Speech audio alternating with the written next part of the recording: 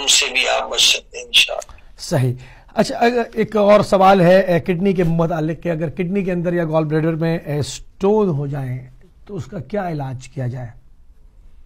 जी हाँ, किडनी में जो स्टोन हो जाए उसका इलाज अलग है, अगर गॉल ब्लैडर पित्ते में हो जाए उसका अलग है।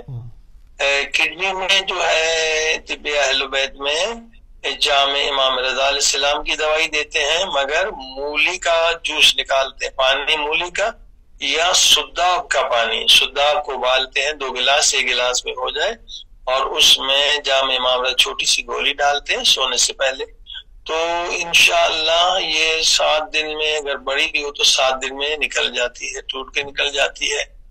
और अगर पित्ते में पथरी हो तो फिर जामे इमाम रज़ा को सिना के पानी से, अलबत्ता वो सिना का पानी थोड़ा सा ज्यादा डोज वाला लेना पड़ता है। मसलन सिना जो है तकरीबन 10 ग्राम लेना पड़ता है, या उससे भी अगर स्टोन ज्यादा है तो उसकी मिकदार 20 ग्राम भी होती है। तो आपको मालूम है कि सिना जब लेंगे तो उससे आपका पेट जो है बहुत साफ होगा, बार बार टॉयलेट जाने की जरूरत होगी।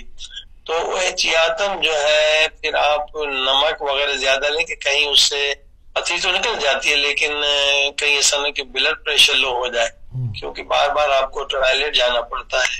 तो पित्ते की पथरी के लिए जो है सिना का पानी, जामे इमाम रज़ा के लिए मगर एहतियातन निमकोल वगैरह या नमक वाली चीजें या जूस ज्यादा पिए, ताकि आपका ब्लड प्रेशर लो ना हो।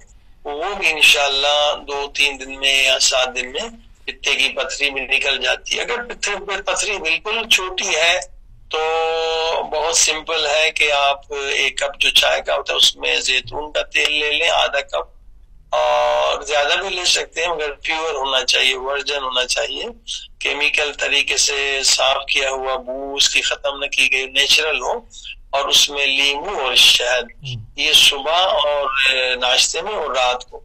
तो काफी लोगों को अल्हम्दुलिल्लाह इसी से पथरी उनकी निकल जाती है बगैर दवाई के।